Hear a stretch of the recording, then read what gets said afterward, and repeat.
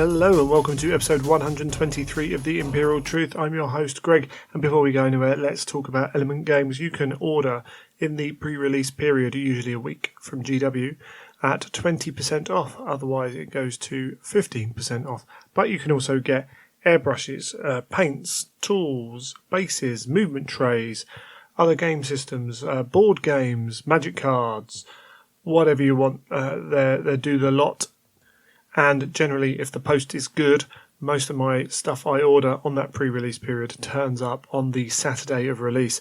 And there have been more than a handful of occasions where I've ordered something that isn't waiting for stock that has appeared the next day. So I can heartily recommend Element Games. They also have their gaming area up in the northwest of England. They have a new Facebook page just for that, I think. So they've separated Element Games, kind of the shop, the overall, and the games thing on Facebook. So organising games, things like that, you can go and do. And they're on Twitter as well. I think it's at @elementgames_. But if you do a search, I'm sure you'll find them pretty quick. In this episode, we will be, I'll be covering my second part of the Company of Legends event, and if you want to know more, you can find out more from the guys who ran it themselves over at the Edge of Empire podcast. And I had listened to that before recording this second part, so a little bit influenced by listening to their review as well. And then we've got Neil's returning back for a little part on the show, which is good. But we'll, if you want to crack on through the episode to get to that, we're announcing that we will be running a charity raffle. So that's later on in the show. Before all that, I would talk to you about some hobby, but Blood and Glory is taking up all my time at the moment. There are models on the table. I'm also trying to eBay a lot of stuff that I don't need and could do with the money for various things. Apparently babies are expensive.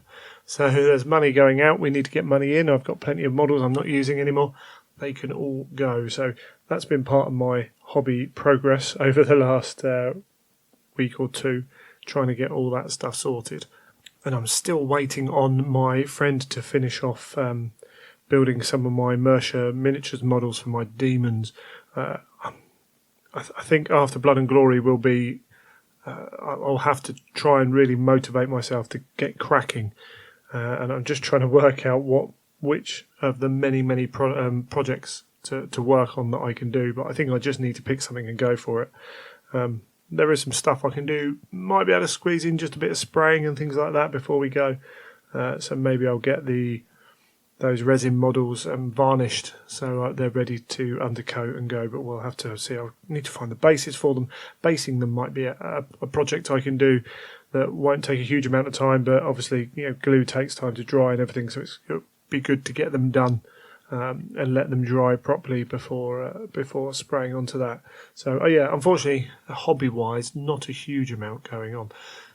I have, however, I've recorded an episode of Fanatic that dropped onto the feed. You guys might have seen it, with Neil Robertson, who's a former world champion snooker player and former world number 1 3 times, and he still plays. He plays 40k as well. So it was a nice little chat with him. I know he's going to appear on a few other podcasts soon, but I wanted to get him on and just discuss kind of his journey and coming at it from his point of view. Got some more Fanatics episodes planned. That was the one that took a while to organise. Quite a busy chap, trying to find time where we were both free to sit down. It's always a problem. But we've got the Black Library Weekender coming up, so I'll get Michael on to discuss that. We'll put the Heresy chat into here. There will be a bit because obviously we're getting Heresy books and Heresy little bits, and there'll be information, I'm sure, coming out at that weekend. But so I've done that rather than necessarily hobbying in the traditional sense of the word that we use as war gamers. But in talking about that, we have got the Black Library Weekender coming up. There will be. The first wall will be released there, which is interesting. So traditionally the Weekenders were limited to about 350 tickets. One year they did jump it. I don't know what they're at now. I don't know how well the Black Library weekend is selling. It's certainly not sold out. I don't think it was last year either. So they've said they're limiting books. So you would think that they'd only have 350 there maximum. I think beforehand they've even taken less than that. There are people there who maybe don't read the series quite so much, or there are those who are reading the hardbacks or get the ebooks who aren't collecting. So should be fine, which would still leave plenty to go on sale. And we talked about it before, there is a demand, obviously, and some people do miss out. I honestly don't think it's a huge amount missing out. I think it's it's significant enough to make a noise on the internet, but that doesn't always mean that's a great deal. If 100 people miss out, 100 people making noise on the internet, because they will, it can seem like a lot, but in grand terms of things, it's not a huge amount. However, as I said, if I was one of those 100, I'd be doing the same, I should think. So it'll be interesting to see if they have a process to limit them, because previously that hasn't always happened at weekenders. And then the other interesting thing will be is when do they go live on the internet. I suspect it will be that weekend, so that the advantages for being at the weekender are not having to be in that mad online rush, and also obviously being able to read it from that day. But I would hope there isn't a big delay, because for various reasons, A, people get annoyed with it, and B, we already have a fractured kind of community response because of the nature of limited editions and then coming out that much earlier. So talk around the book is fractured over a time period, and that can be a bit frustrating, but it's the nature of having that kind of release schedule. Bearing in mind I've got all the Blood and Glory stuff coming up. I've just finished Necropolis on my reread through of Gaunt's Ghosts. I got, I think, up to Traitor General first time round, and then stopped.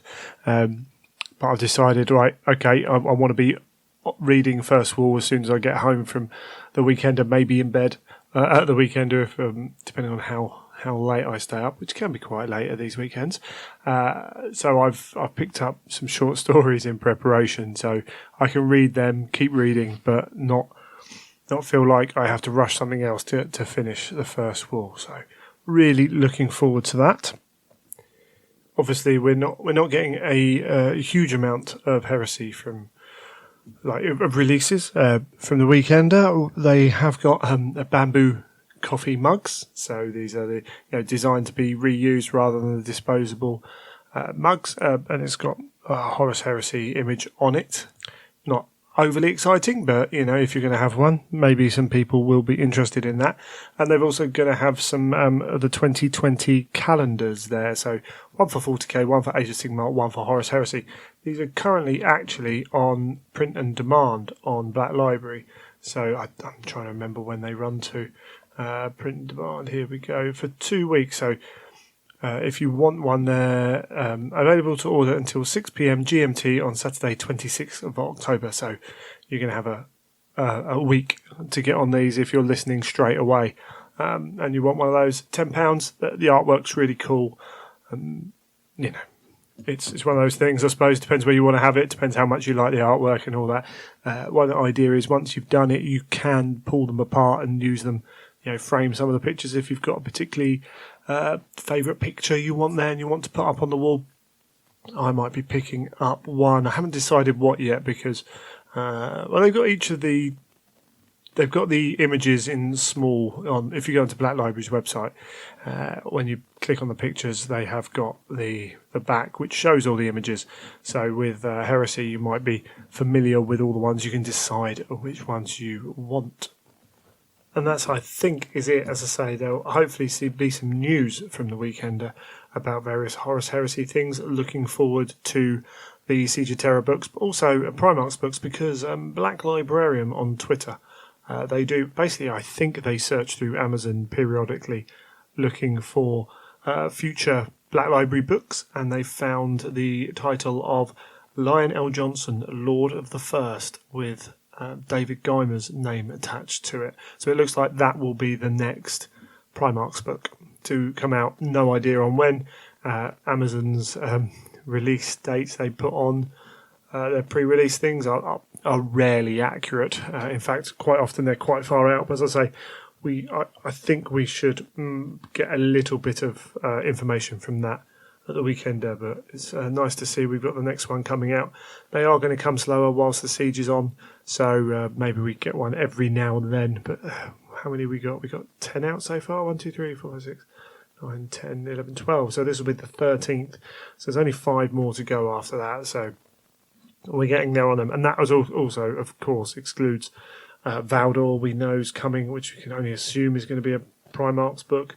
And they might do some others as well. So who quite knows on that front? In terms of actual models, none yet. We have got the 40k Weekender. The 40k Open Day coming up on the 30th of November.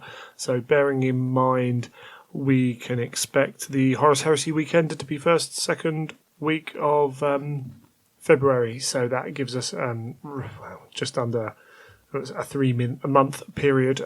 I would expect some 30k stuff there because we're pretty much at the end of what was shown off at Warhammer Fest.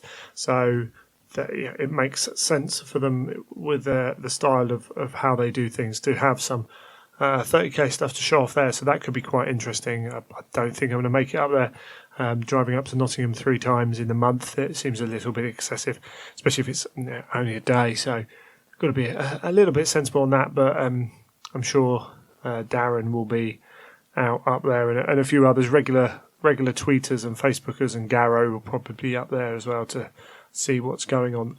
And as I say, that should, fingers crossed, we'll see some stuff there that will take us through to February and the Horus Heresy Weekender. We might even get information about that Weekender either at the Black Library Weekender or at the 40k Open Day. The way GW announce events now has changed a little bit. Tickets going on sale 3 months in advance on Eventbrite, and it should be on the first day of the month, I believe. So they've done that for the GT tickets for Age of Sigmar. Went up on the first this month, ready for middle of January, or end of January really. So keep an eye on that as well. You can sign up to the newsletters and things like that. So if you want to keep abreast of what's going on, you can do it. I find it quite funny sometimes when people who are really invested in this hobby haven't signed up to these things. And I know sometimes it's annoying to get those emails that you don't really care about, but it can be worth it when someone goes, "Oh, I didn't realise that was being sold now," and you don't that panic, that rush to try and get in on something. In general, GW will let you know. They might not give you a lot of notice, so that almost makes it more important to be kind of keeping an eye out in those places. But that's all the 30k stuff, with the exception of we did actually have some releases from Forge World, but they're for Adeptus Titanicus. This is essentially scatter terrain, really. So filling out your battlefield. Each little kit, like there's shield generators and just things, random things. It's like £12 a kit. There is no bulk saving for buying all 4 of them. It's hard. I think it's hard to spend £12 on something like that when there are companies who are doing similar stuff for a lot cheaper. They look good. They fit with the terrain they've got. But it is not a cheap way of doing things, so understandable that there are other options out there. But you might be interested with those. But yeah, definitely no new 30k stuff this month. But anyway, I think that probably covers the intro. As I say, we will be having an episode out before Blood and Glory. But if you are coming up to Blood and Glory, even if you're playing something else, come say hi. And the same goes for the Weekender actually as well. And I say keep out. We'll try and keep people up to date with what's going on at both those events. But let's take a break and then come back and discuss Company of Legends.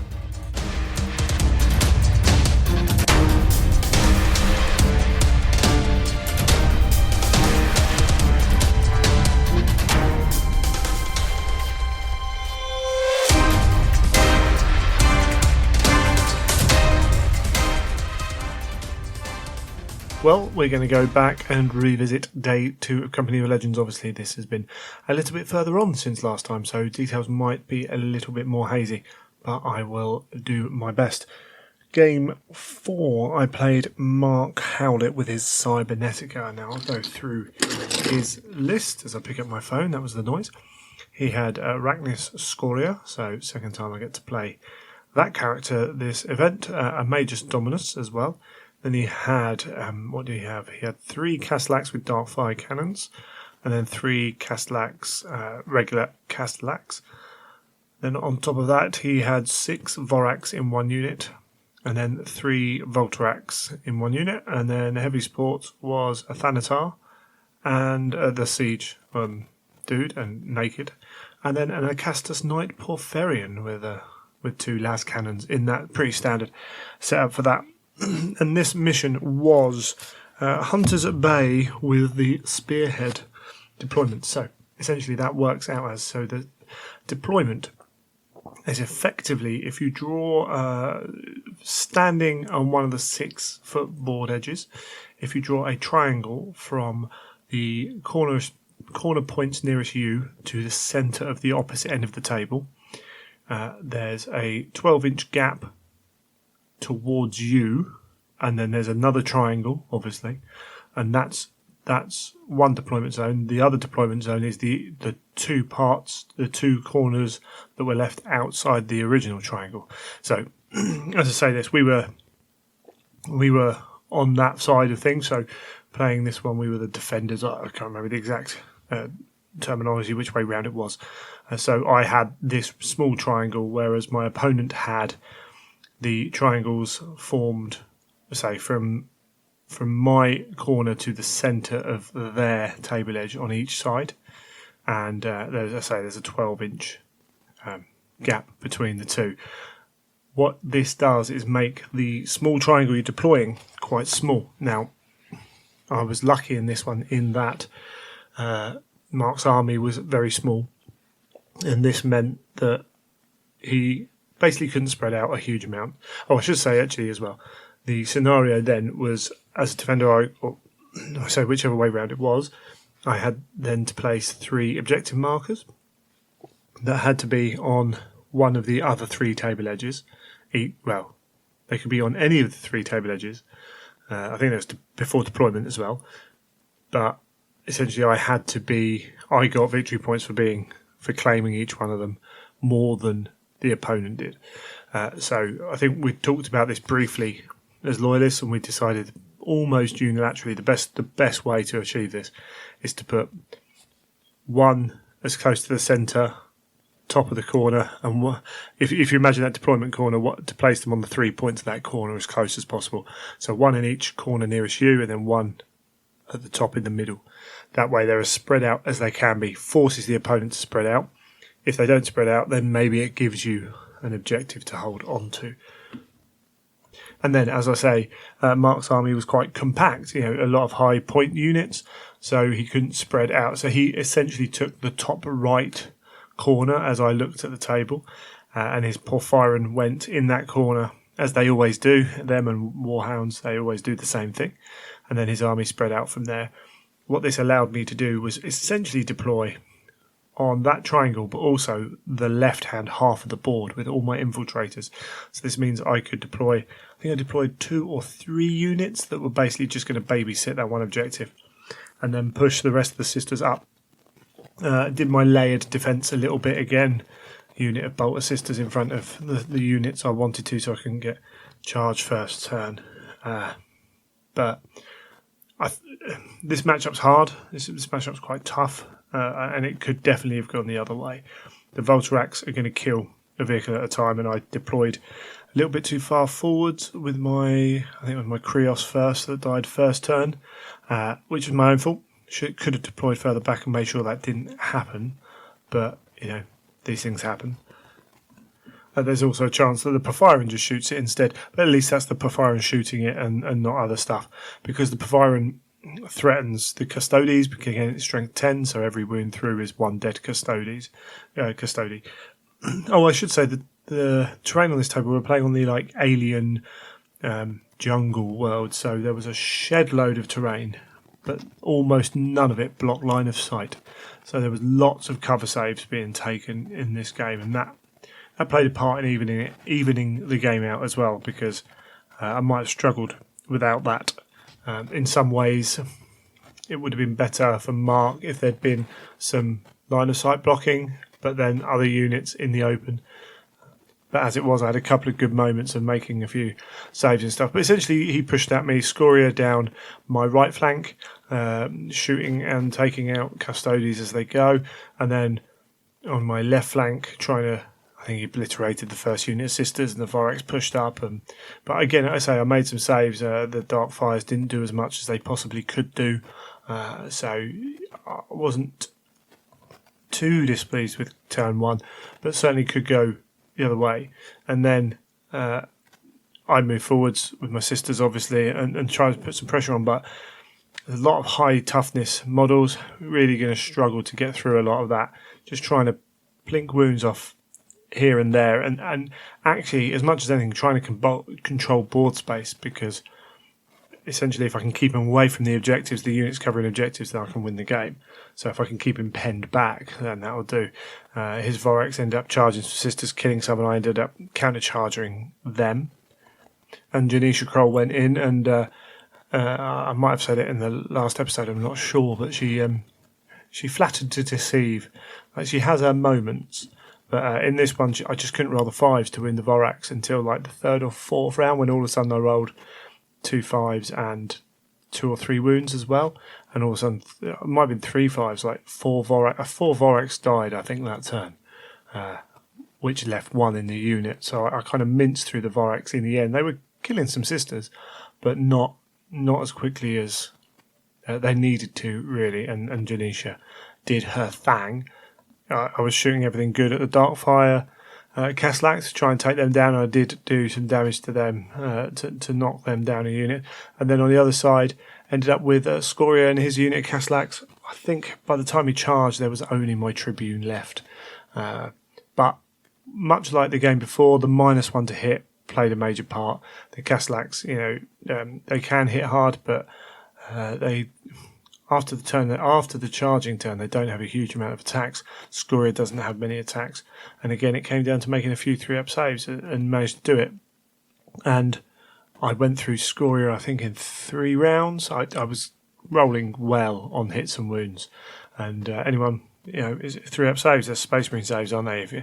If you fail some, even when you've got 6 dice in your hand, you can fail 3. It just happens sometimes. So my Tribune spent half the game just killing Scoria and 3 Caslax, but again, I'll take that. That's the hope. I mean, he can easily go down in 1 turn. It's happened before, and it will happen again. And I didn't end up threatening his Porphyrion at all, but essentially he couldn't break out of that corner. The only things that did were the Voltarax. The Porphyrion was laying down this fire, and as I say, I was making some saves.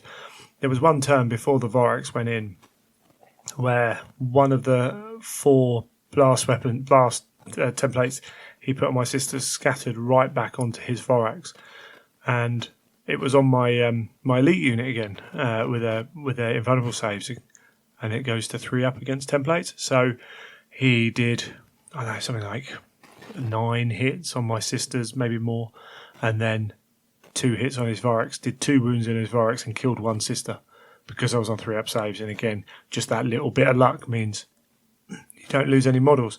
There was a little bit of that going on as well, but essentially my units at the back controlling that objective were still there at the end of the game, and I'd done enough damage, killed enough models to force him right back.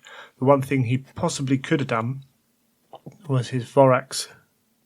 Oh, I don't know, because they would have been... Yeah, maybe. He might have been able to play his Vorax differently, in that they could have headed more towards that corner from the start. Not his Vorax, apologies. His Voltarax. So they could have gone towards that corner on their path. But, yeah, it didn't happen. And essentially, again, bringing a lot of bodies meant I was able to... I say, the infiltrating helps pen them back. Board control is a big thing in this game, and in any game. And say, numbers as well. One of the weaknesses of that list is there's not a huge amount of attacks coming out of it. Yes, Castellax get to fire all their guns, but it's not huge dice pools. The Porphyrion can do some damage, but again, there's a lot of cover and I had some invulnerable saves as well. But as soon as you start getting into that, so as soon as that Vorax unit was in combat, that's a lot of shots gone. Yeah, they're only biocorrosive round rotor cannons, but it's weight of dice. There's a huge amount of dice coming out of 6 of those, and then every Dark Fire Lance Castellax going down. That's another 2 AP2 shots with the blind rule that's disappeared as well. So it was a cracking game. Had real good fun. Kind of one of those things. As I say, it could have gone either way. Had Scoria gone through my dude, then he would have swept him round. Whether he would have got far enough across the table, I don't know, but he certainly would have killed a lot more stuff. But a small army versus big army helped me out, as I say, and a few good saves as well. The Porphyrion potentially could have come walking. There's only so much in my army that can threaten it. The Krios, the Telemon, but they very quickly taken down, and combat, it's the Custodes, and he dealt with the Custodes. So there is an argument to say that he could have just marched it into the middle of the table and gone and trod on some sisters, because not a lot would stand up to the Porphyrion stomps. Even without the Ds, he's still doing a lot of damage. So there's potential for that, but it was a weird quirk. I kind of felt I got away with it, but I killed Scoria again, so that's always good. Never going to grumble at doing that. And that led us into game 5, should I say. And this was against Rob Greening. So the scenario for this one was one they'd made up themselves. It was lengthways with the triangular deployment lengthways. I can't remember what it's called for the life of me. But so you're 24 inches on at the point of the triangle, and then it goes back towards the corners. It can be really tricky to deploy in that, particularly heavy. Oh, I should say something about the last game, actually. The table next to me with that limited deployment was one of our White Scars players, and he had 3 knights and then bikes, and that deployment zone was full. And he was playing Tom Hall with his Alpha Legion, and quite rightly, Tom, sensibly, split all of his anti-tank stuff up. So no matter which side the knights were facing, there was always something to threaten the side which wouldn't have the shield. Now, potentially, he could have redeployed slightly so that he had a knight facing each way, deployed back from the tip of the corner, as it were, and then had two knights back to back, if you will, so that whatever you wanted to fire at one, you're going to get cover from the other. It's quite hard to do, and he would have given up a lot of board space doing it. But the problem is, even then, with Alpha Legion, you could potentially infiltrate and push around, things like that. It becomes really quite hard to do. One knight blew up, blowing up, blew up another knight, which blew up some other stuff. And by turn 1, there was this huge hole in this White Scar army. He was really up against it. By turn 2, I think he might have had 1 unit left on the table. Again, it's that similar to the ambush. It's fine. Well, it can be okay. It can work out. I think it usually works better if the units of restricted deployment goes first, because they've got a chance of breaking out and rearranging stuff. If with this and ambush, if you've got a half decent positioning and you get to go first, then you can really cause some problems. You're going to have backs of tanks and things like that facing at you, and it can be hard to deal with. But hey ho. Anyway, back to game 6. So as I said, this was a mission made up for the event, and as I said, we were lengthways down the table with that triangular deployment zone. We were told that at the end of turn 3, essentially there was an objective in the middle of the table, which scored you points each turn, and then from turn 3 onwards, there'd be a roll to see if it was the last turn of the game, and in that turn you'd get extra points for killing stuff, whilst you're trying to evacuate essentially the planet, which is, struggling to cope with the war that's happening on it. The twist with this was that there'd be one role for the whole event. So quickly they knew that there were a couple of players who played at a different pace to other people. We'll say it, they play slow. So they had to be mindful as organisers to try and keep everyone up to pace. I haven't necessarily got a problem with that. Hard to do, but that's cool. And I was playing, as I said, Rob Greening, and he was using Iron Warriors, and it was almost all infantry Iron Warriors. So he did have a Contemptor with a plasma cannon. He had a Warsmith in Cataphractii armour. He's got 10 Terminators with two Reaper autocannons and chain fists, 10 Terminators with 2 Plasma Blasters and 10 chain fists. Let's say the Contemptor Dreadnought. Then he's got 2 tack squads, just base tack squads pretty much. Sergeant's got a Power Fist and Artificer armour. And then he's got a tack support squad with melt guns, 10 of them. And then his heavy support, he's got a Tyrant Siege Terminator squad and 10 models and 10 Iron Havocs with las cannons as well. It's like there's a lot of 2-up armour there, and there's a lot of guns, which is interesting, shall we say. Yeah, so a lot of 2-up armour saves and a lot of heavy weapons. Tyrant Siege Terminators are pretty cool. Iron Havocs are pretty cool.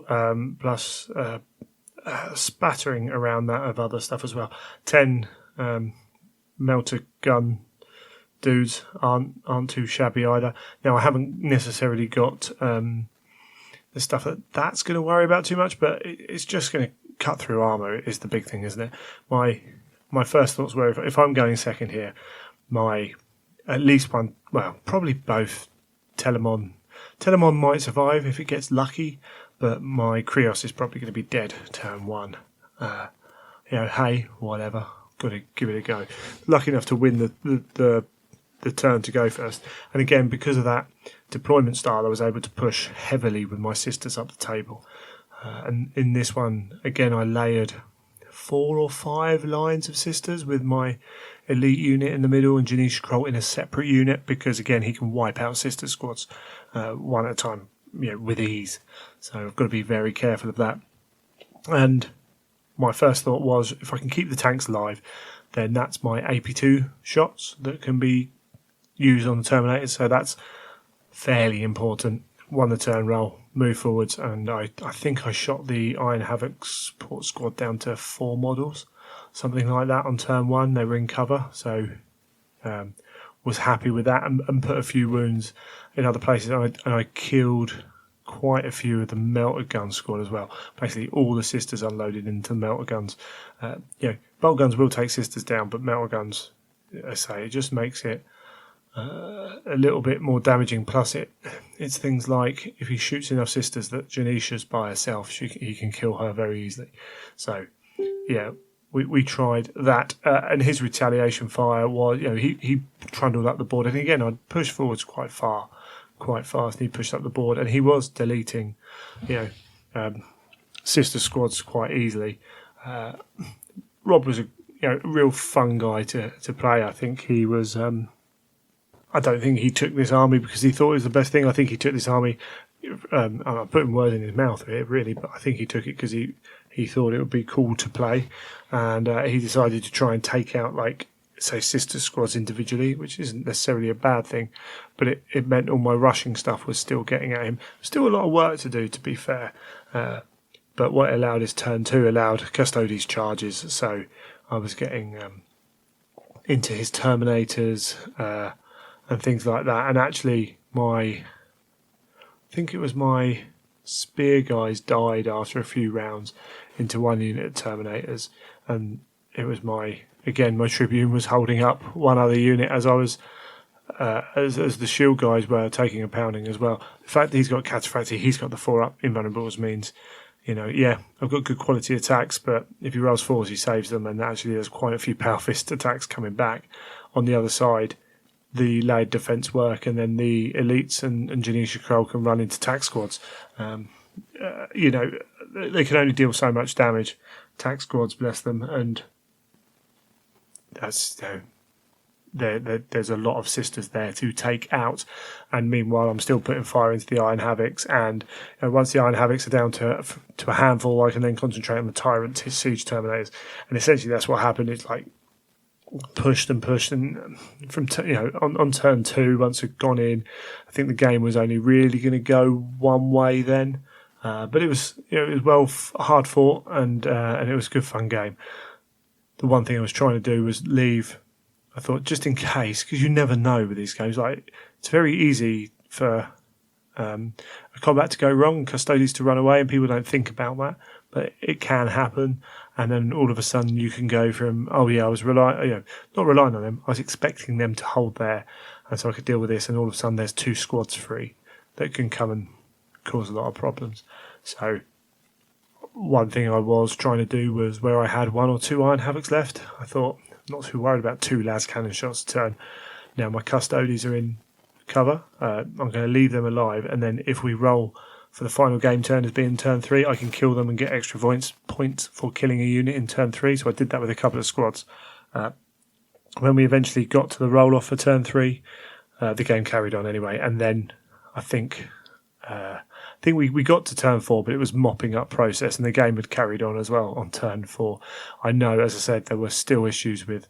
I think by the time we finished our turn 1, other people were still deploying, which is always an issue.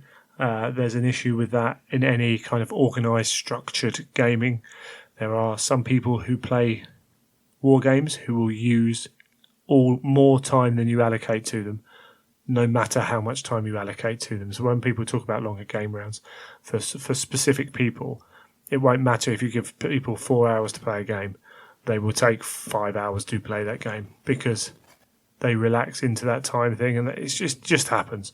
But yeah, so it was a cracking game against Rob, really good fun. Had he gone first, he could put a lot of pain onto me. In fact, might not even be my vehicles. He might just go for the iron. I don't know.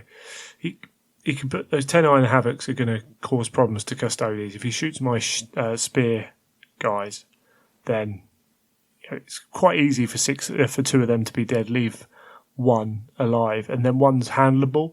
And if you can do that again, the Iron Havocs can kill a unit of Venatari. And yeah, I've still got threats moving forwards quite quickly.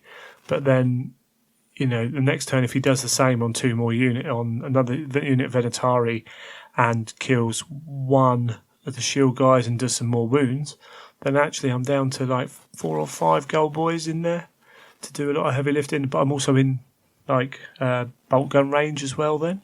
So he's going to finish off little wounds here and there because quantity of fire. And on the other side of things, he's going to take out 1 or 2 units of sisters each, so it becomes a much harder game, and I'm relying on my speed to win that. Yeah, so it could have been interesting, but in the end, I pushed him. I think he might have just about got out of his deployment zone, but hardly if he did. But it was a fantastic game, fantastic weekend actually. All 5 games. I gave John Dermany my best sports. We had a cracking game. It was a hard choice. There were 2 or 3. All games were good. And there were a couple I had to choose from. John took the game in the right way. We were having great fun with Scoria and my Tribune, and sometimes it comes down to how the game goes. Unless you're one of those characters who can be very outgoing and stuff like that, sometimes it's hard for an opponent to show that they're a good opponent. If you play a lot and you play in the right spirit of things, you tend to have good games. So sometimes you need things on the table to happen to show that sporting behaviour. Sometimes you don't. And some people are better at that than others as well. But yeah, John was good fun, took everything the right way, and we had a laugh, and it was the game over the weekend that if you told me I had to play one of those 5 again, or I could only pick one of those 5 again to play, then John maybe just pipped it, and that's nothing against any of us, as I say. And in the end, overall, the Loyalists just about won the event. I think the rounds were 3-2, but listening to the guys talk on their podcast, like I think it was round 2, the Loyalists utterly smashed face in that one round. Overall, the event was, it was Company of Legends. It was well run. They tried some stuff. Some of it worked well. Some of it didn't work quite as well. They made a big thing about giving lanyards out. So everyone at the event had lanyards in their pack with their name on it, which I think's a good idea. But lanyards often get turned around or get taken off. But I don't know. I've done stickers before in my events, but again, they fall off or jumpers get taken off. I don't think there's necessarily a correct answer on that one or something that lasts, but it's there, it's cool. One good thing about the lanyards was there was a Q code on the back, and that Q code had all the event information. So literally, in recapping the event, I was able to get my lanyard, put my phone up, Q card it. I've got all the scenarios we used, the background that happened between games, and all the opponents' lists as well, which is fantastic. I think there might even be the pack might even be on there as well, which meant I never had to kind of go, oh, where's the pack? Where did I keep it? Whatever. Part of the reason for doing that was because environmental, the use of paper at events, so part of the reason for that is the environmental issue. There's, back in the day events, we always used to say bring a printed copy of your list for each opponent. Plus, people print the rules back out. That's a lot of paper when you've got even how many players? 60 players, something like that. That's a lot of paper. Having it all paperless on here. Is a sensible way forwards. Some people didn't like it by all accounts. Cool, fair enough. I liked it. I think having that as an option is great. I think just being able to go through your list and show your list is enough, whether that's on paper or whether that's here. I don't think people collect lists, or very few people collect lists, but I like the idea that you can say to your opponent, here's my list. I have got it printed if you want, or here's my iPad, or I'll talk through it if you want. You can check it up online. There's lots of options for that. Most people have a tablet now or a phone that they can do that on. If someone really wants to copy the list, they can go back onto and look at the document with all the listing, because that's put out in advance. So I think that's sensible. It meant that I didn't ask for a single round time, I don't think, which I can be one of those people, and I hate them at my events. Bless them, I don't hate them. But it gets tiresome when someone's like, what time is next round? And you're like, well, you've got a pack. One thing they could have done, they've got some notice boards up there. I did suggest it to Graham. I don't think it got done. Pertinent information, particularly timetable, which is something that people think about a lot. Every time it's like, oh, when have I finished? How long have I got? When's lunch? If you can put that up somewhere around your event, multiple places, and people know where to look, then they don't ask you as a TO or as an event organizer. That's a blessing in itself. But it also means that that people go, oh, I know that they've put that up there, so I don't have to go and look and worry about what it is. I can just walk 5 yards and find out. I don't have to bring up the document, find it in the rules pack, all that stuff. So I think, and I know there's some pressure. Some people, as I say, were keen on it, and some people were less keen on it. I think providing that information is good. If people still want to print off their own rule pack, I think you just say, if you don't want to do it that way, print off your own rule pack, and it shouldn't therefore be down to the event organizer to print off 60 rules packs. And let's face it, most of the time, 2 or 3 pages of them get used. Even when you're at a table, you usually share one. Oh, what mission are we playing? We're playing this mission. Put it down. Okay, it's this, that. And that's if the missions are pre-printed, which they weren't here. So, I think it's a good way forward. It's something I'm going to look at down the line. I'd probably have to get someone on board to do all that for me, because I'm not very good like that. But it's also nice to see that they're not resting on their laurels. The guys are always trying stuff out, and sometimes it works and sometimes things don't work. But you're never going to improve your event unless you take those risks. They do that, and fair play to them. Tied into all that, we have the narrative, which I think is all on that download as well, so you can go back and read through it. We had narrative between missions and at the end as well to describe what was happening. Unfortunately, I find there's a bit of a critical mass with how many people are in an event, with how long they listen to, and the more people you've got, the less time you have to keep people's attention, because there's more things to divert it. There's also a certain amount of time anyway where you're going to start to lose people, I think, and I think the guys know this, that maybe there was just a touch too long on each of them, and it's hard, particularly when someone's telling you the story, to focus on that the whole time.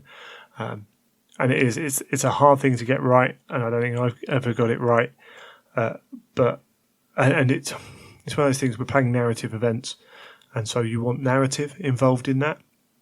Realistically, even the most narrative events, a lot of people go and they're playing games in a narrative setting, but are not necessarily fully up on the narrative of it. So there's an element of that as well. And so I think the guys know that they need to balance that a little bit as well. And that's a trial and error thing. They also they used a branching narrative, which is something I've used at a few events. So essentially game one was set no matter what, and then as soon as game one happens, you've got two options for game two, or two, maybe three. You've got usually two. Loyalists win, traitors win, and then you path off, and essentially you pre-write all of those options going forwards. So it ends up at 64 possible missions you've got to write, and you can. The good thing about a branching narrative is you can borrow across. So if the loyalists win the first one, the whole traitor arc is then not needed. So if you've used in game three, if the traitors had won and then won, you can use that mission and just reword it slightly into the loyalist side if you need to, and whatever. But it's still a lot of work, and then we're talking about writing a lot of words for the narrative, because of course they're playing. When I did it, I kept a very basic narrative of what was going on, but they'd written narrative stories for each possibility. That's a lot of work. Something that also goes completely kind of under the radar as well. Even when you talk about it, it's like it's forgotten about very quickly, and you've got enough to do as an event organizer, I think, and it's thankless at the end of the day. All that extra work they did. It's like the best DMs for role playing. Like how much a really good DM will not use all the stuff they have, but there's a balance in how much you prepare and don't use, and then how much is essentially wasted time, and that's really hard to get right. But they went too far and might have to put it back, and that's not a bad way of doing it with that kind of thing. Having too much narrative in a narrative event is much less evil than not having any. So again, I'll give them full credit on that one. The venue hasn't changed. The venue is fantastic for what it is. It's self-contained. The beds aren't particularly comfy, but then they're not terrible either. There's a lot of snoring. There's a lot of heavy guys there. The walls aren't particularly thick, but the guys at the event provide earplugs if you need them. I never do. There's plenty of shower and toilet facilities. The food is decent food, wholesome food, which the girls sort out, and that's all for the price you're paying. I think it was £85 I paid for March to get an event, a bed, and 4 meals, something like that. I'm a little bit of a fussy eater. I won't necessarily eat everything that's put in front of me, but it doesn't matter if I don't eat a meal. I'm not sitting there going, "Oh my word, I want some money back. I didn't like that food." I paid £85 for a weekend away, and it included, I will pay more than £85 for a hotel many times for 2 nights. So when you add in fuel, it's still cheaper than some of the hotels I've had to spend to go to events. So yeah, there's no problem with that. You're not going to get fine dining at this event, and that's not a problem. There's a big Tesco's up the road. There's plenty of takeaways around that will deliver. So, yeah, I mean, to be honest, Company of Legends doesn't need much pushing. They've created an event which has a unique atmosphere because of where it is and how it is, and they run it well. And they put the effort in, and they have a good pack, which means that they sold out straight away for March, and they will sell out in September, and they'll sell out next March if they keep doing what they're doing, and it's fantastic. It's really good. I think looking at what they've done, I'm going to be talking to Michael at Blood and Glory, and I'm going to be stealing some ideas and maybe borrowing some things from him. I think their pack's really good. I like the digital idea. I think that's a way forwards, and I like what they attempted to do with the missions. I didn't necessarily like the missions. Now, in listening to their latest episode, it seems like things worked out roughly okay with, apart from that one, I think it was round 2. Apart from that one, the games were tight. There wasn't any runaway wins apart from round 2, should I say. Get my words out. I have an issue with how many games there were where the gap between deployments was really reduced. Now, I think they got away with it a little bit at this event, and that's not, I'm going to criticise, but it's not, it's well-meaning. There is potential, and it won't happen all the time, and it certainly can be dependent on the matchups as well. But there is potential for a game to be over turn 1 because of first turn charges. If you're playing in a restricted, say game 4, where you've got that small triangle to deploying and your enemy can be really close to you, if you're playing in a really restrictive deployment zone and you've got all infantry world eaters, then you're going to have to fill that deployment zone. And if your enemy can come in against you with stuff that can really threaten you, knights, combat knights, maybe they're not any good. Maybe world eaters isn't the best option. Maybe, so you've got all infantry Alpha Legion, and you're against world eaters, something like that. Say the world eaters might be able to put enough models down that you can't infiltrate, which means you have to deploy a certain amount of stuff in that tight deployment zone. The world eaters going first, they are charging you first turn, and they are ripping the hell out of you. And you've got one turn to handle it because they're going to be ripping the hell out of everything else. Now, as I say, I don't think there were too many stories like that. There was the table next to me in that game where all the knights and the jet bikes died. I saw every now and then, I saw people finishing really early. There was, that 24-inch zone is a regular no man's land for a reason. Now, playing with that zone is fine, but there were more, I think it seemed like there were more scenarios where you had much less than that. Excuse me, I'm just going to tell Magnus off for trying to eat a plastic sprue. He's always up to something, that Magnus. You can never trust a ginger one.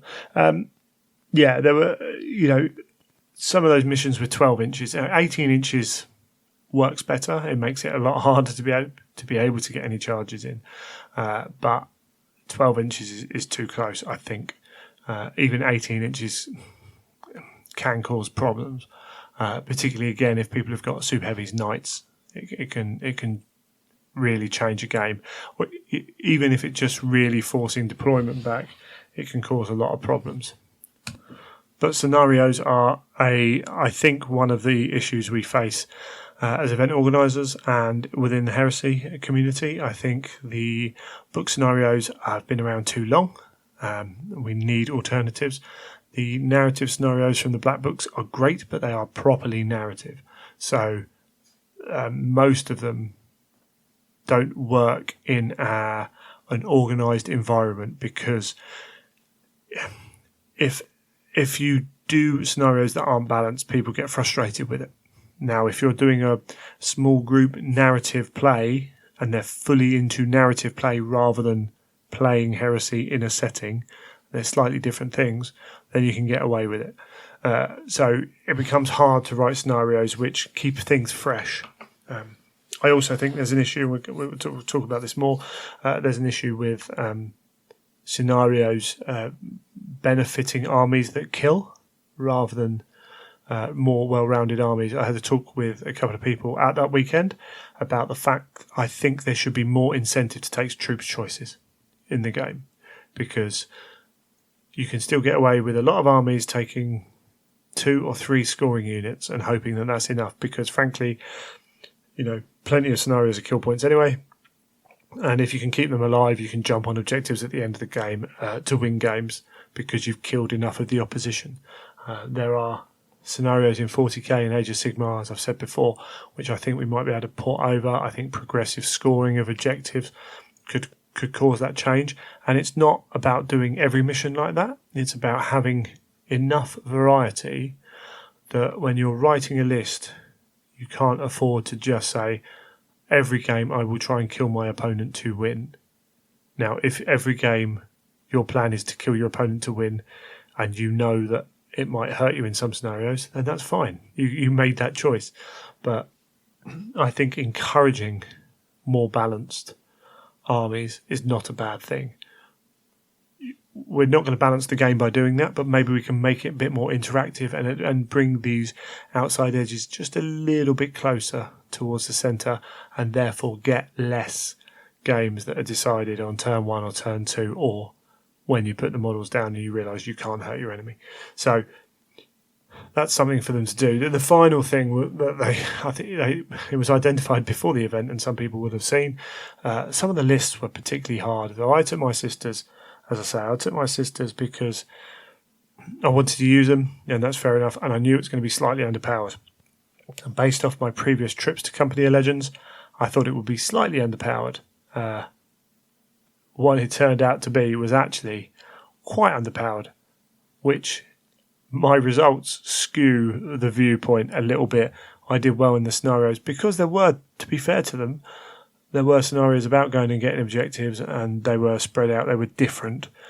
But I also think I got lucky. I think had I not got the first turn, but essentially in 3 or 4 of my games, had I not got first turn, I think I was up against it. And just getting that first turn meant I could play the game and see where it went, and meant there was a game. But I was lucky to avoid there was a list with 3 knights and a typhon. There was a list with 2 vindicators and typhons. Like, had I faced them, they would have caused me a lot of problems, and that's fair enough. That's cool. That's what happens. But it was an obvious uptick in the amount of destructive lists. So, and this is where it becomes important to talk about it in the right context. Were those lists game breaking in terms of balanced lists to win scenarios? Maybe not, but they were powerful in terms of killing things. And that, again, it changes the atmosphere. And we had people who were new to independent games who were like, hold on, I was told that, don't bring full-on power lists. All of a sudden I'm facing this. And that kind of can stick in the throat a little bit. One of the things that doesn't help with this was they have 2 lists. You can submit 2 lists. So some people were submitting 1 hard list and 1 softer list. Unfortunately, this means when, as an event organiser, I found this out at Blood and Glory last year, when someone brings 2 lists, I don't know what they're going to play, so I can't go to that table and say, okay, in this, we've got some weather effects affecting this. There's a heavy rain, a heavy fog, and line of sight's restricted to 24 inches because they might choose their lesser list, or they might, because I put that on, choose, well, if I'm going to have that anyway, I'll play the harder list.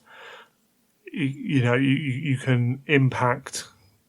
It's hard to judge how to impact when you don't know what's happening on that table. You also have that issue of sometimes people will choose the list based on what their opponent's playing to beat them.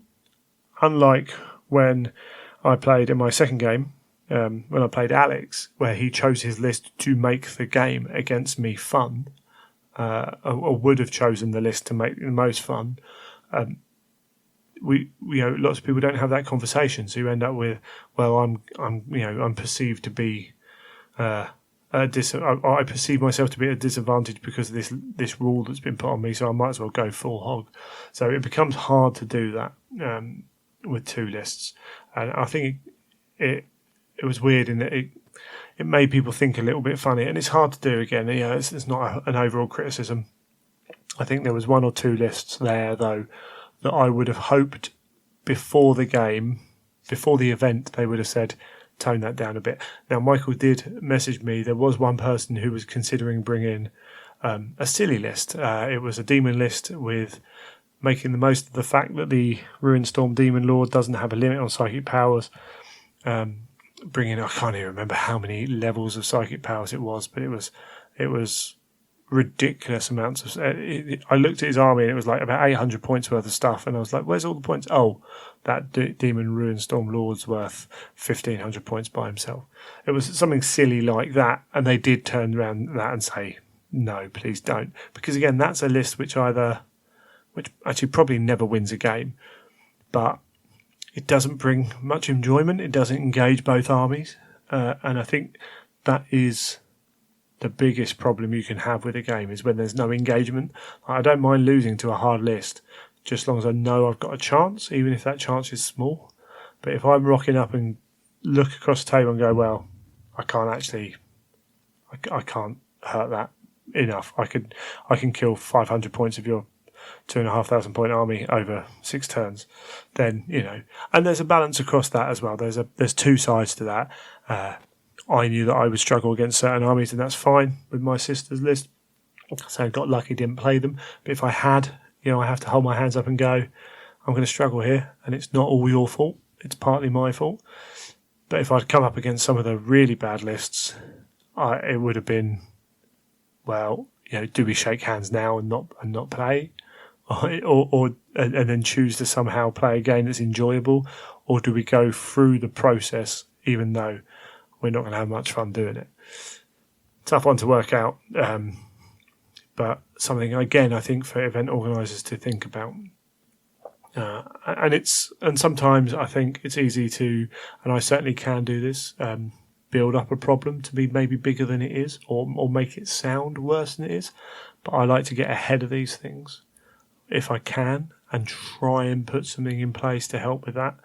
And again, we're not always going to get it right, but I think we need to try. I've talked on here before, and other people have talked.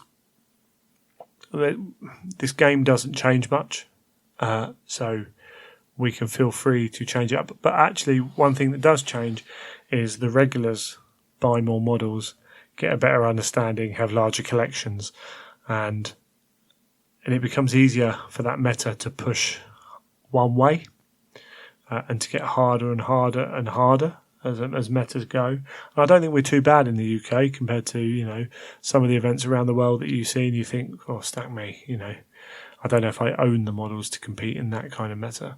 But we've got to be careful, because when Jeff comes along and he's never played Heresy before at an event, but he's been collecting with his mates and he's got his first army and he puts it on the table, and then he's facing an army that blows him off turn one, well, he might think about coming to events, whether he wants to come to events ever again.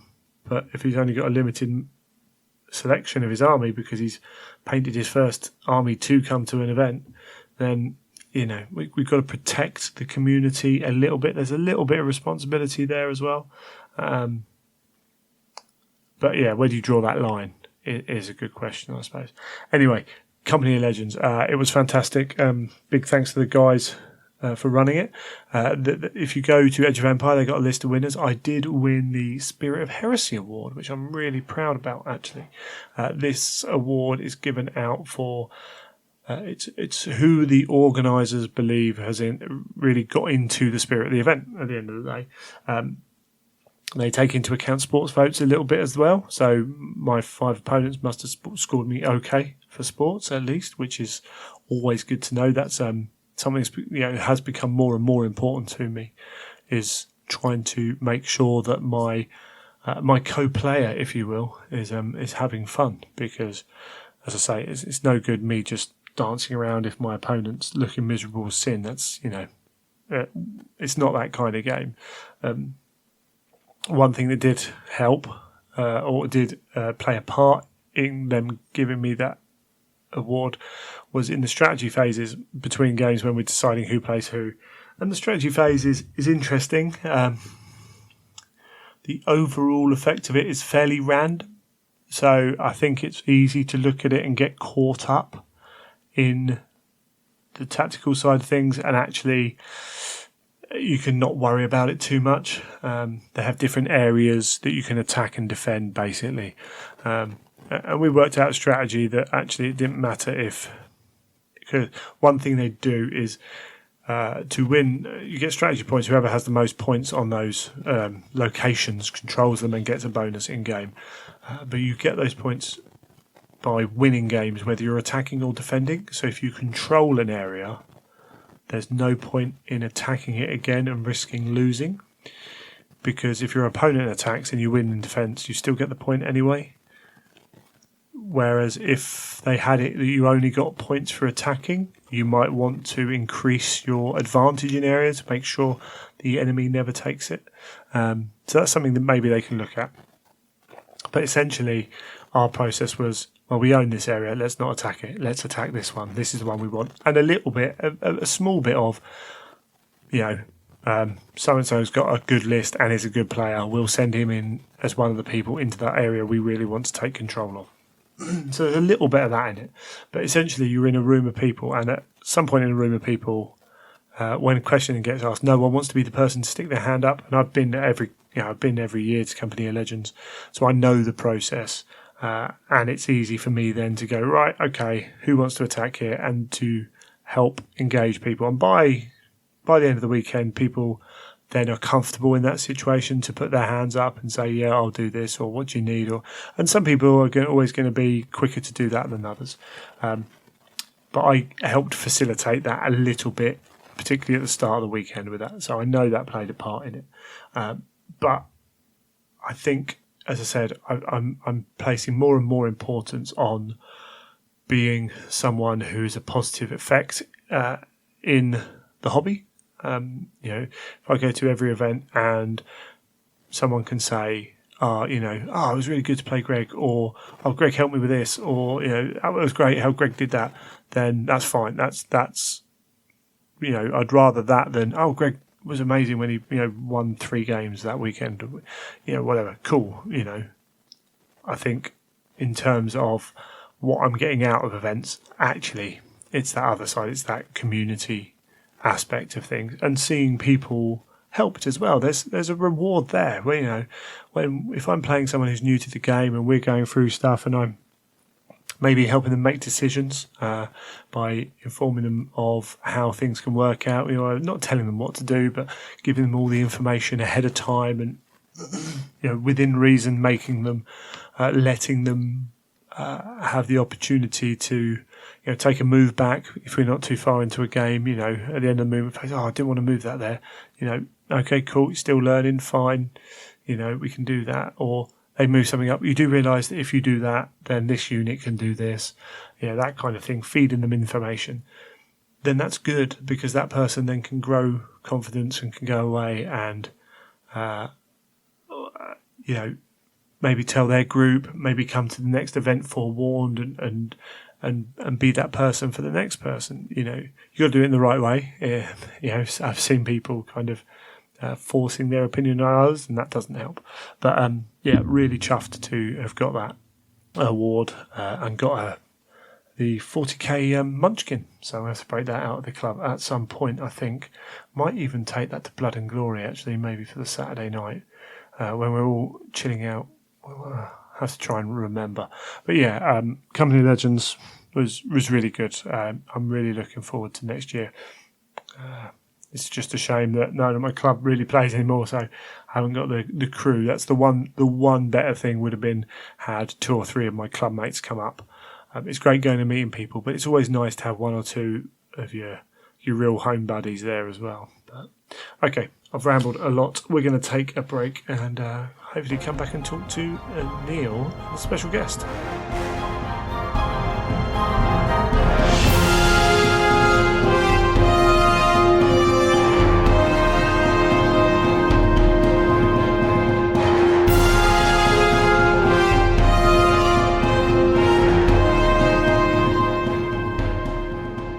And joining me now, we have an old returning voice. It's been a while, but hello, Neil. Hello, Greg. How you doing? I'm doing very well. How are you? I'm good. I've missed that little gap between saying hello to you and you replying. Yeah, I like what you've done with the place. It looks really good since I was last here. Debatable. But alongside Neil, we got a first-time appearance on the show for Mr. Jeff. How you doing? I'm good, thanks, Greg. Thanks Excellent for having me stuff. Thank you very much for coming on, and we've got you two on for a very specific reason. So, regular listeners of the show might remember that some time ago we did a competition to win a model painted by Neil Hollis. Because it wasn't painted for a competition, it took a little while. I think it's fair to say, but we got there in the end, didn't we? Eventually. Yes, and the idea, and the reason it took a while was, we didn't have it ready. It was to paint a Primarch or named character of the choice of the winner of the charity raffle. What was that charity? That was for the hospice, wasn't it? Not the hospice, the children's. That was for my son's hospital, which was the Evelina London Hospital. Yeah, absolutely. And Jeff, you won on the random draw. And what did you ask Mr. Neil to paint? I asked for my favourite Primarch, which is Corax, Excellent. Lord of Shadows, which he got lost in for a little while. He did, absolutely. It's just roaming around the warp, it's fine. But we got there in the end, and you've got him in front of you now. I have. Excellent. Happy with it? A very, very incredible job. I think as we'll talk about, I think Neil's sort of not probably a fan of the monochrome colour scheme, but he's done a cracking job on it, and it stands out among the sea of grey plastic that is his brethren at the moment. Yeah. Apart from a couple of other that I have sort of got joining him, but he does he stands out as a Primarch should. Excellent. I can't wait to see the rest of the force. Among the rather normal sons. Yeah, I can't wait for the rest of the force to be that's going to painted up. Probably going to take as long, equally as long as it did. Sure. Just as long as they're the same level, that's fine. So Neil, yeah, was it? Because I remember you talking about that, and you did have a couple of struggles painting him. Yeah, the whole black and white thing, obviously for Corax and the Raven Guard, is a very, very tough scheme to make work. When you're painting black with just white, it doesn't give you that. It doesn't give you a many. At least with the other spot colours and things in other models, you've got something to draw the eye, and it was quite difficult to paint and make it to a high standard, because if you're doing that monochrome scheme, sometimes it can all then just blur into one, and then when you look at it, you don't feel as though you've really achieved what you set out to try and do. Yeah, and Corax himself is supposed to be understated, isn't he, really? Yes. He's not standing there like Magnus or someone like that. He's supposed to be able to blend into the shadows a little bit naturally as well, so all makes it part of the fun. But what is nice is over that time, you've gone from owning a model from a Golden Demon winner to owning a model from a Slayer Sword winner and a placing in group at Adepticon at the Crystal Brush. So it's gained awards as it's gone on as well. Yeah, it's steadily got more accolades associated to it over the years. And unbeknownst to me, because I very much left Neil and Jeff to in the end, well, I prodded Neil a few times to make sure the model got to where it belongs, where it sits proudly now. But you offered some recompense, I think, is how it happened. Yeah, so obviously by the time I was actually meeting Jeff in London to drop off the infamous Corax, I obviously felt quite guilty when I looked at the calendar and looked how long it had taken. So I thought the only best way I could reconcile that problem was to then offer him up a selection of other models for his own use. So I picked some models out of my collection, which don't often see the light of day, and thought, you know what, Jeff can have these as well, just as a recompense for how long it has taken to get in Corax. Yeah, so, and Jeff, you turned them down. Yes, I was a bit taken aback. So we arranged to meet up in the Bad Moon Cafe because I happened to be in London. Funnily, I've just changed jobs. I was actually on a job hunt mission, and I said, and we arranged. We had a schedule finally sort of sorted, and said, oh, okay, well, let's meet up in Bad Moon. So we met there, and he had a little black box, which was Corex, and a little blue box. And I didn't think much of it, and we chewing the fat, talking about it. And he said, "Oh, there's your model." I was obviously very happy with that. And he went, "Oh, by the way, here you go. You can have these as well." And I think it's Eidolon and Ferris Manus. Ferris Manus, the very famous Ferris Manus. And I was kind of, oh, okay, not comfortable with this because, to be honest, I have 2 young children as well. Sure. Which impacts the hobby, and that was more my motivation for sort of entering the charity raffle. It was kind of listen to the podcast since inception, very much thought it was a worthy charity, so put the money in. And to be fair, I also said, I'll cover the cost of the model. The paint job, if you plough the interwebs for commission painting, for what you're talking about, the quality of the work and as we talked, the pedigree of the painting is, that's all I wanted, and that for that Primark. So I wasn't comfortable with taking those. So I kind of, and we sort of had a very quick chat, and I said, well, let's think about this. Is what was the reason that we're kind of sat here? Is because, well, we wanted to do something good. Use the hobby for doing something a bit more to benefit others. Yeah. So I kind of said to Neil, well, if you're willing to give them away, which is in itself, you do. I think we've come to know that Neil was slightly unhinged in that regard. He spends many hours and months painting these models to then either throw them in a box and never look at them again, or give them away, which I thought was a bit mental.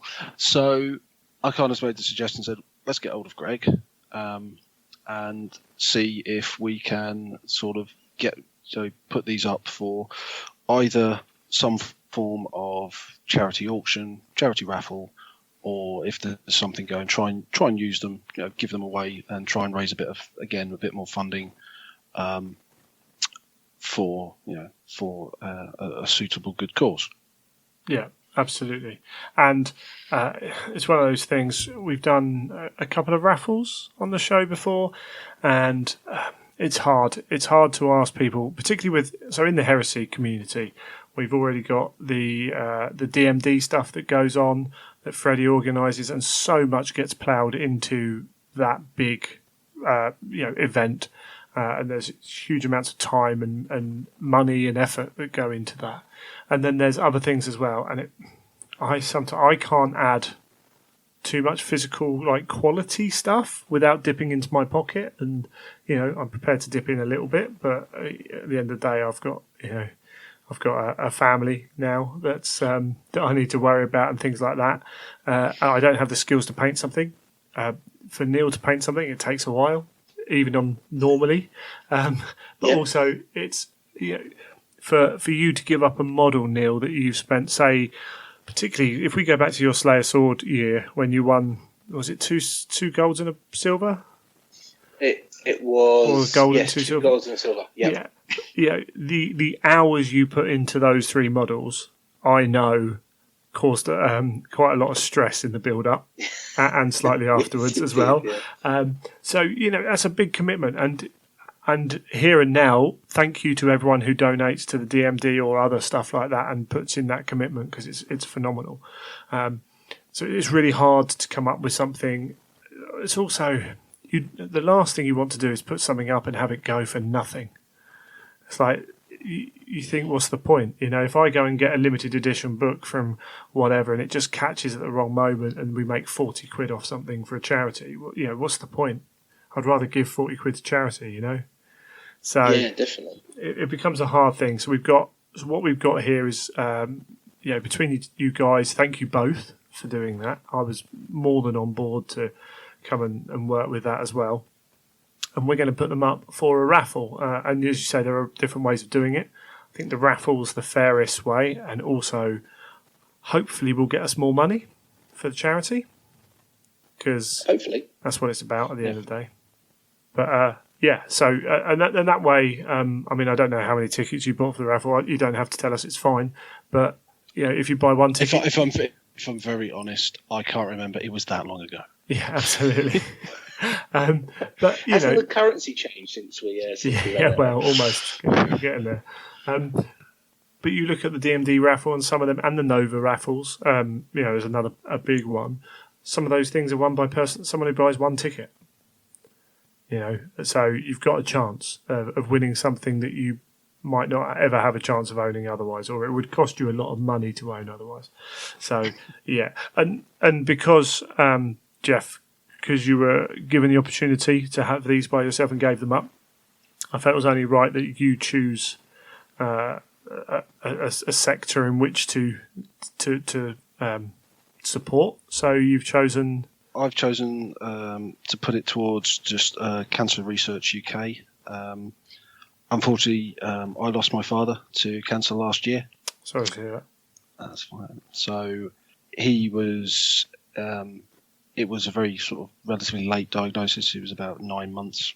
Right. We knew, and he ended up in hospital last year, around June last year, before finally passing in August. And during that time, he was receiving some, shall we say, I won't say experimental, but some trial treatments that were successful. But in sort of following that up and talking to the doctors and the people there, a lot of that, although through NHS, is all funded directly from Cancer Research UK. Right.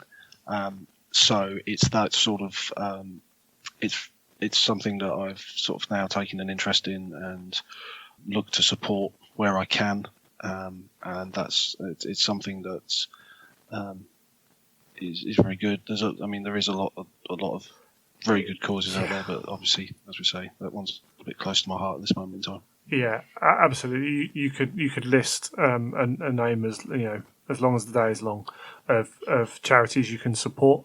At some point, you have to put a pin in that and choose one. And cancer is something that affects, I think, particularly what I'm 38, coming up to 39, and just off the top of my head, can easily name 6, 7, 8 people that I know who've had cancer or have died of it or what have you. And I think most people can of our age. It's something that's around, and there's been great steps being taken, but there can always be more. In fact, as soon as you said cancer, I was like, fantastic. My wife, I've cleared this with her. She's allowed me to say this. She's got one of the genetic markers for breast cancer and something else. It basically means she's like 60% more likely to get it, something like that. I'm butchering the figures here, but essentially since the age of 17, they've been asking for her to have a double mastectomy and a hysterectomy, or maybe 18, but from a young age, and she's put that off because she wants kids. Her mum had it. I think it was her gran had it as well. I think her brother's safe from that thing because, of course, men can get breast cancer as well, and it's just luck as to whether that gene's carried on down the line. So at some point in the future, my wife's going to have to go through all that and choose when to do it. It's a bit somber, but it's life, isn't it? It's life, and the more we can do to support these charities, the better. And definitely. As I say, my skills are limited. Maybe just being a facilitator and having a podcast is the major thing I can bring to it. Then, let's bring that to it. And Jeff's generosity and Neil's generosity and his painting skill. I think it's a grand old idea. So we've got, unless there's anything you two want to add on that respect. I think the one thing I would say as well, I will, whether we do it through this or whether I might put it up as a charity-based eBay auction. I also have a copy of The Lost and the Damned collector's edition that I will be putting up for sale. Oh wow! Okay. Untouched, in box. So that will also be going up. Whether we do it through the raffle, I think, as we said, because of the item and the I know that it's probably going to be a popular piece. I think that might go up for an eBay auction, just to see. But we'll work that out, and then we'll probably I'll ask Greg to put a link out to that one so we can get it up to as many people as possible. Absolutely. I'm just literally on the internet. Man looks things up on the internet. Neil will chuckle at that. I'm just trying to find out if Guy Haley's at the Black Library Weekender. I'm fairly sure he will be. But as typical, you can never find what you're looking for online.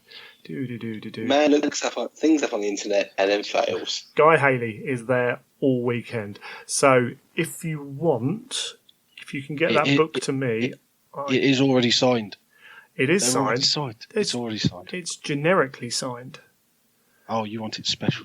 Oh, okay. It's an option. It's up to you. We could potentially. It's a potential there that I could then take it to the Weekender and get Guy to write something extra in there, which a lot of people do with those books. Actually, to be fair. What you could do is you sign it to "Congratulations to the highest bidder." Yeah, or something like that. And Neil Roberts will be there as well. So Neil Roberts obviously does the cover. So we could get him to sign it as well. Do you think that's a good idea? I think that'd be fantastic. We can work on that. Yeah, I mean, what I'll do is I'll get we'll have a chat off air, and I'll get those. I'll get that across to you. Excellent. Yes, and we'll do that. And I'm going to be at the Black Library Weekender, as I said. I will try and pick something up that weekend as well to do. I don't know what. I think I've still got some posters and bits as well. We'll have a look through, and this is not fully formulated. We've been trying to get together to chat about it, and this is a little bit of that organisation right here, right now on the show. It's all content. It all counts. It's fine. So yeah, we're going to collect together some stuff to raffle and or eBay as well, and we'll. Don't worry, when it goes live, it'll be all over all the social media. We'll bombard all the different places we can because we want it to raise some good money. But we're going to send them worldwide, aren't we? I'll cover. Oh, I think so. I think that's the best way. Absolutely, and we'll cover the postage on that. That's not a problem at all. So you won't have to pay anything if you win. It will just be you win. You get the items that you win, and. I should probably have this chat before. We haven't decided. We haven't decided exactly how we're going to do it, but we're going to have a page. We're going to have raffle tickets that can be purchased. We'll probably do it through Just Giving because that way it's all ordered that way, and there can't be any funny business. I was going to make a joke about if Dan Gregory won something, but there are probably people out there listening called Dan Gregory. In fact, I think someone came to one of my events called Dan Gregory. So I won't be entering. Don't know. Us three can't win. That's not allowed. No. Neil's not allowed to win his model back. Trust me. I don't want it back. I think that would be a sad irony, considering the amount of times you actually tried to get rid of these things. Bless him. So yeah, we're going to collect together everything. We're going to put it up. As I say, we'll hit everything, and also we'll have that book going up as well. We'll see what we can do because I think it's really good. We did wait. We wanted the DMD raffle out of the way because there's no point in putting two big charity events up. One thing it's hard to do, I think, in a community that's not huge, is to constantly ask people for money. It can be quite harsh. You can feel harsh anyway doing it. So we wanted to separate that out, and we'll run it for a while as well. But okay, so we're going to go live with this raffle on the. Did I say the 11th of November? The 11th, yeah, indeed. That's a date that's easy to remember for for various reasons. But we'll go live with the raffle, and we're gonna put the price of the tickets at £5 each. I think that's a fair amount, don't you? Yeah, definitely. Yeah, a bit more than that would have been nice, Neil. At the end of the day, £5 a ticket. If you win one of Neil's models for £5, if you win the Lost and the Damned just for £5, and at the end of the day, that money's going to charity. You know, we're not taking anything from that, so I think it's a fair amount. And hopefully it will encourage people just maybe to put, you know, 1 or 2 tickets in, squeeze a little bit more money out of it. Yeah, definitely. I mean, hopefully people will end up with either a book they really want or a model that they really want. Yeah, and we'll go with that. Is there anything else you guys want to add? I think no. Thank you for the gracious offer, Neil. And well, I'm glad they're finally going to get it home. Well, and again, thank you, Jeff, for you could easily have accepted these, and that's cool that you didn't. But and then putting the suggestion that they get put forwards for charity is a very gracious thing, and hopefully we can do some good with that. Wonderful. All right then, chaps. Well, we'll leave it short and sweet, and I'll come back and fill in some details a little bit later on. But until next time, guys, thanks for coming on. Thanks, Greg. And thanks, Greg. Thanks for having me. That's all right, and hopefully I'll see you guys soon. All right, mate. Cheers. Cheers. Will.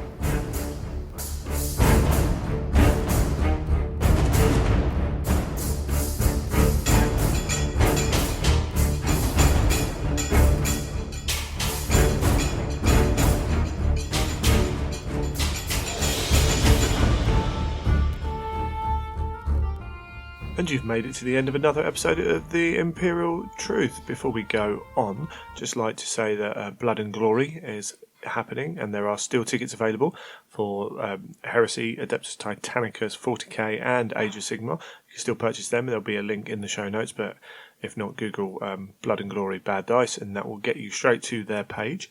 Additionally, if you are in the area and you can't play, but you just want to pop in, then it's free to do so and have a look round so you can see what's going on. There'll be some stunning armies and some amazing tables as well, particularly the Age of Sigmar. The achievements events has a lot of work put into it.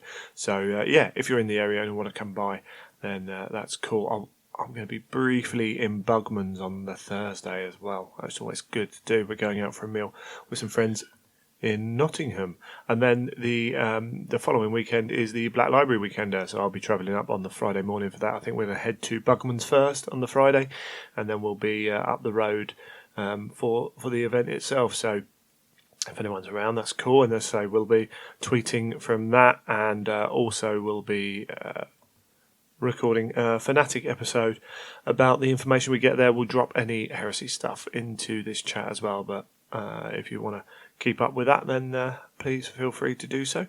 If you've got any feedback for the show, please feel free to email in greg@theimperialtruth.com. If you listen, wherever you listen, if you want to leave a review for the show, that's really cool. It's really handy for people to get an idea of what other people think of the show, and I'll be forever appreciative of you doing so.